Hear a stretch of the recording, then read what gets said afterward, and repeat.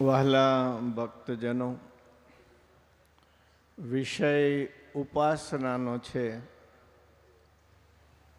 ઉપાસ્ય કોણ છે એ વિશે મહારાજ શિક્ષાપત્રીમાં લખે છે, આપ જી લો. સ શ્રી કૃષ્ણ.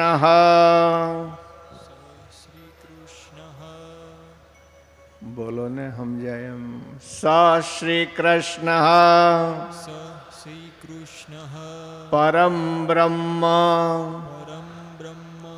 ભગવાન પુરુષોત્તમ ઉપાસ્ય ઇષ્ટદેવો નઃ સર્વાવિર્ભાવ કારણમ. અહીં પરોક્ષ ભાવે મહારાજ જે વાત કહી રહ્યા છે એની પ્રત્યક્ષ ભાવે સત્સંગી જીવનના આરંભના મંગલાચરણમાં શતાનંદ સ્વામી લખે છે, જી લો. શ્રી કૃષ્ણાય નમસ્તસ્મૈ યો સાક્ષાત ધર્મનંદન ભુવિ ભૂત્વા હરત્યંત તમઃ તમ ઇવાંશુમાન.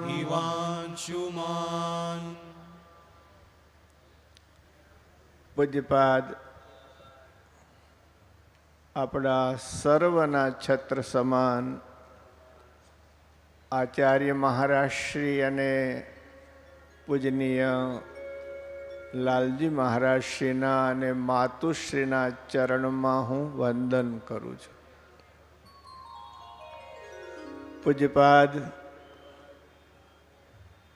સર્વના ગુરુ સ્થાને સ્થાપિત મહારાજશ્રીના પ્રવચન પછી બોલવામાં અવિવેક થતો હોય તો આપ સર્વે ક્ષમા કરશો. ઉપાસનાનો વિષય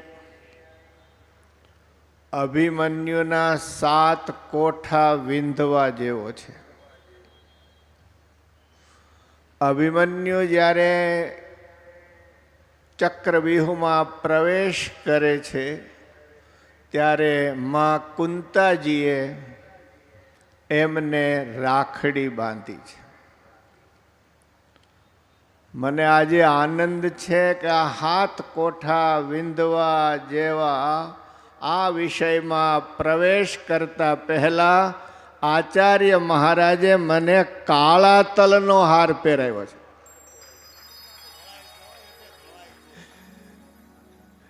આ કાળા કોઈની નજર ન લાગે અને આ ધોળા વિજય થાય એનો છે. જય હો. આ વ્યાસપીઠ અને આ કુંડલેશ્વર ધામના મહામંડલેશ્વર જ્ઞાન બાપુ આ કથા કરે ને તઈ પીને બેઠા હોય એવું લાગે છે. અને પાછા એ પીએ અને આપણને બધાયને પાય છે. આવાનો સંગ બહુ સારો નહીં, વ્યસની બનાવી દે એવું પાય છે કે માયાના કોઈ વિકારો આપણને નડે નહીં એવું અમૃત પાઈ રહ્યા છે. પૂજ્ય નિત્ય સ્વરૂપ સ્વામી કુશળ વૈદની જેમ એવા ડોઝ આપે છે કે આપણા ભવરોગ દૂર થઈ જાય. વાલા ભક્તજનો, આ ઉત્સવના દર્શન કરી રહ્યા છીએ ત્યારે લાગે છે ભગવાન કૃષ્ણે અર્જુનના રથની લગામ પકડી સારથી કૃષ્ણ થયા, અર્જુન મહાભારતમાં વિજય બન્યા. એમ આપણા મહોત્સવની લગામ હરિકૃષ્ણ મહારાજ અને લક્ષ્મીનારાયણ દેવના હાથમાં છે. પરિણામે સમસ્ત વિશ્વની અંદર ભગવાન સ્વામિનારાયણનો દિવ્ય સંપ્રદાય સનાતન વૈદિક સંપ્રદાય છે. એ જય ઘોષ દશે દિશાઓમાં થઈ રહ્યો છે. ઉપાસનાનું પહેલું સૂત્ર ભારતના ઋષિ મુનિઓના વૈવિધ્યને અનુસરીને સેંકડો પ્રકારની ઉપાસના છે. જો મારી વાત આપને સમજાય મનાય તો હર ઉપાસના આદરણીય છે, હર ઉપાસના વંદનીય છે. નાના મોટા દેવતાઓની કેમ ન હોય? એ એટલા માટે વંદનીય છે કે એમાં અક્ષરધામને વિશે વિરાજમાન ભગવાન પૂર્ણ પુરુષોત્તમ નારાયણ વાસુદેવનો વાસ છે. માટે આપણે સર્વને આદર કરવો જોઈએ. અને એ જ વાસુદેવ અહીંયા દ્વિભુજ રૂપે ધર્મદેવ અને ભક્તિ માતાના સાનિધ્યમાં બિરાજે છે. અને એ જ વાસુદેવ હમણાં શતાનંદ સ્વામીએ કહ્યું, એ જે પર વાસુદેવ જે દ્વિભુજ છે, જેને બે ચરણારવિંદ છે, અનંત મુક્ત મંડળથી સેવાયેલા છે, એ જ ભગવાન દ્વિભુજ વાસુદેવ હરિકૃષ્ણ મહારાજ રૂપે પ્રગટ થયા છે. આ આપણું શ્રેષ્ઠ ઉપાસ્ય સ્વરૂપ છે. વાલા ભક્તજનો, ઉપાસનાના બીજા બે નાના પણ મહત્વના સૂત્ર છે. તમે જે દેવતાઓની આરાધના કરશો એમાં રહીને ભગવાન સ્વયં તમારા મનોરથ પૂરા કરશે, પણ એ દેવનું જેટલું ઐશ્વર્ય હશે એ જ મળશે. ગીતાજીમાં ભગવાન શ્રી કૃષ્ણે એની સ્પષ્ટતા કરી છે. ઉપાસનાનું ત્રીજું સૂત્ર છે, ભગવાનને જેવા જાણે એવો થાય અને એવી પ્રાપ્તિ થાય. આપણા નંદ સંતોએ, મુક્તાનંદ સ્વામીએ, ગોપાળાનંદ સ્વામીએ, નિત્યાનંદ સ્વામીએ, ગુણાતાનંદ સ્વામીએ જે મહારાજનો અનુભવ કર્યો છે, એ અનુભવ એમની સ્થિતિનો અનુભવ છે. આપણે શબ્દોમાં ગૂંચવાતા હોઈએ, આપણે બુદ્ધિમાં અટવાતા હોઈએ, પણ નંદ સંતોનો એક ધારો અનુભવ એને આપણે નજર અંદાજ ના કરી શકીએ. આપણને આપણા ઈષ્ટદેવ અને આપણા મહાપુરુષોના વચનોમાં વિશ્વાસ હોવો જોઈએ. આપણને કદાચ ઘટાવતા ન આવડે તો ઘટાવવાની રીત શીખવી જોઈએ. ભગવાન સ્વામિનારાયણે બહુ વિવેક સાથે એ રીત આપણને વચનામૃતમાં શીખવી છે. ઉપાસનાની એક મહત્વની વાત કહેવાનું દિલ થાય છે. ઉપાસના શ્રીજી મહારાજે વચનામૃતમાં પ્રબોધેલ 7 સાધન, ધર્મ, જ્ઞાન, વૈરાગ્ય, 3 સહિત ભક્તિ, ઉપાસના, આશ્રય અને સત્સંગ. આમાં ભક્તિ એ ઉપાસકનું, સાધકનું, ભક્તનું હૃદય છે અને ઉપાસના મસ્તક છે. હમણાં આપણા એસજીવીપી હોલિસ્ટિક હોસ્પિટલના ડૉક્ટરો સાથે કોન્ફરન્સ હતી. એમણે કહ્યું, સ્વામી, હૃદય ચાલતું હોય પણ બ્રેઇન ડેડ થઈ જાય તો અમે એને મૃત ઘોષિત કરીએ છીએ. જ્યારે ઉપાસનામાં ફરક પડે ત્યારે આપણું અસ્તિત્વ રહેતું નથી. એટલે ઉપાસના સુદ્રઢ હોવી જોઈએ. જે ગોપાળાનંદ સ્વામી વગેરે સંતોને છે. મહત્વની વાત એ છે કે શાસ્ત્ર ચર્ચાથી હું અહીં ગમે એટલા પ્રવચનો કરું, ઉપાસના દ્રઢ થતી નથી. સારંગપુરના 17મા વચનામૃતમાં મહારાજના શબ્દો સાંભળીએ. ભગવાનના ભજનનો કરનારો જે જીવ, તેની દ્રષ્ટિ જેમ જેમ સૂક્ષ્મ થતી જાય એમ એમ એને પરમેશ્વરનું પરપણું જણાતું જાય છે. એ ત્રણેય અવસ્થાથી પોતાને પર માને ત્યારે ભગવાન પર ભાસે છે. એમ જેમ જેમ ભગવાનને પોતા થકી પર જાણતો જાય અને મહિમા વધુ સમજતો જાય એમ એની વૃત્તિ હેતે કરીને ભગવાન સંગાથે ચોંટતી જાય અને ઉપાસના સુદ્રઢ થાય.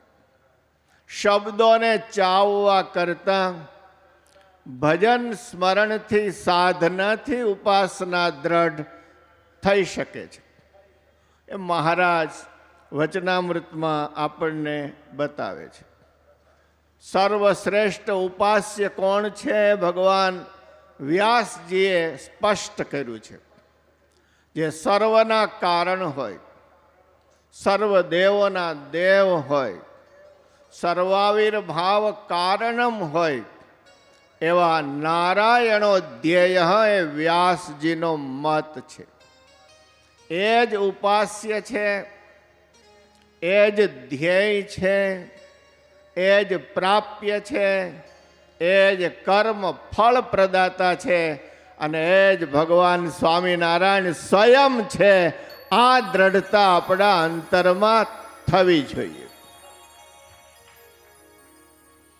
છેલ્લી વાત પૂરું કરું, સમય આરતીનો પણ છે.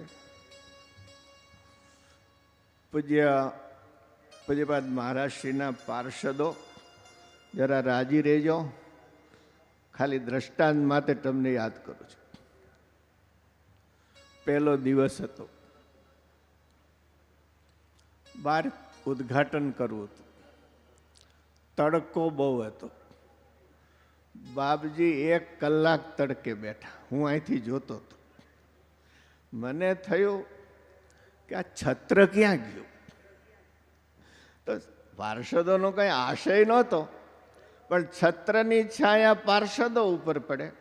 બાપજી તડકે બેઠા છે. હકીકતમાં થાય છે આવું, છત્ર કોકને ધરવાનું છે ને કોક માથે લઈ લે છે ને ત્યારે તકલીફો સર્જાતી હોય. છત્ર જેને હોવું જોઈએ એને હોવું જોઈએ.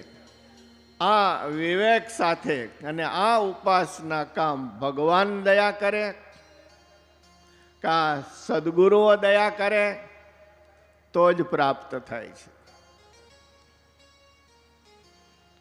જોધો ગાયું દોવે. મહારાજ નીકળ્યા, ઠેબુ માર્યું. રમતિયાળ તો બહુ હતા એટલે જોધાએ દૂધની શેડ મહારાજની મોજડી ઉપર. મહારાજ કે માળો ભાન વગરનો હાવ ગાંડો છો. મહારાજ જોધો કે હું મૂરખ કે તમે ભાન વગરના? જોધો. મહારાજ કે કેમ? તો કે એક ચકલીને પાણી પીવડાવવા માટે આખો મલક ડૂબાડી દીધો તો આ કામ મહેનત કર્યું. સભામાં મુક્તાનંદ સ્વામીને બધા ભર્યા. આ જોધાએ મારી મોજડી બગાડી. આ મહારાજને ક્યાં કાંઈ ભાન છે? જોધો કહે છે મહારાજને ક્યાં કાંઈ ભાન છે? અરે ગાંડા, એવું ન કહેવાય. મહારાજ તો અનંત કોટી બ્રહ્માંડના અધિપતિ છે. જોધો કે ગમે એવા ભગવાન હોય, આ મારી બકરીઓના નામ કહી દે. અરે જોધા, એવું ન કહેવાય. મહારાજ હસા નામ દ્રષ્ટિ કરી તો જેટલી બકરીઓ નહીં, જેટલા જીવ હતા, સદગુરુએ લખ્યું છે કે જેમ ફાનસમાં દીવો બળતો હોય એમ દરેકમાં આત્મ ચૈતન્યનો પ્રકાશ જોધાએ સમાધિમાં જોયો ને જાગીને પગ પકડ્યા. મહારાજ, તમારા જેવો કોઈ નથી. આ કૃપાથી ઉપાસના દ્રઢ થઈ. વાલા ભક્તજનો, બસ આપણા હૃદયમાં ભગવાન શ્રી હરિની સુદૃઢ ઉપાસના સતત રમતી રહે.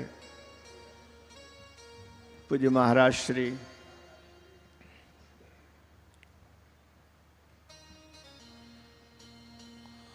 બધા જ સંતો રાજી રહે. ઉપાસના પ્રગટે ને જેમ જેમ પ્રગટે ને એમ સેવક ભાવ દ્રઢ થતો જાય છે. સત્તા સંપત્તિ આપણને ભાન ભૂલાવતા હોય છે. આપણો સેવક ભાવ કાયમ દ્રઢ રહે. ગમે તેવી સિદ્ધિઓ મળે છતાં દાસત્વ ન છૂટે. એ ઉપાસનાનું બાહ્ય રીતે પ્રગટીકરણ છે. ખાસ કરીને આ ઉત્સવમાં જેમણે સેવાઓ કરી છે, અમારે પૂજ્ય દેવ સ્વામી અને સંત સ્વામીને તો તમે જેટલી તાલીઓ પાડો ને એટલી ઓછી છે. નાના નાના સંતોને રોજ યાદ કરવામાં આવે છે, ક્યાંય બહાર આવવું નહીં. અરે વાલા ભક્તજનો, મહારાજ વખતના હરિભક્તો નથી જોયા. મને તો આ તમારી સભા દેખાય છે ને એમ લાગે છે કે આ હિંડોળે ઝૂલાતા તેથી જે હતા ને એવા જ આ હરિભક્તો અમારી સામે બેઠા છે. આપણે તો જેમ આવે એમ બૂટ ચંપલ નાખી દઈએ છીએ. કોઈ દી એને હમા કરનારા ભક્તોને જોયા તમે? એને તાલીઓથી વધાવો. દર્શનની આટલી ભીડ થઈ હોય ત્યારે ભગવાનના દરવાજે દર્શનની વ્યવસ્થા કરનારા ભક્તોને તાલીઓથી વધાવો. પૂજ્યપાદ મહારાજ શ્રી હંમેશા પ્રેરક બળ રહ્યા છે, ત્યારે આ થઈ રહ્યું છે. તો સર્વને વંદન કરી થોડો સમય કદાચ વધારે લેવાય હોય તો રાજી રહેજો. ઉપાસના માટે આવી મોટી સભામાં ચર્ચાઓ ન થાય એને માટે તો નાની નાની સભામાં ગોઠવણી કરવી પડે. આટલું કહીને હું મારી વાણીને હરિકૃષ્ણ મહારાજ, લક્ષ્મીનારાયણ દેવ અને આચાર્ય મહર્ષિના ચરણોમાં અર્પણ કરું છું. જય સ્વામિનારાયણ.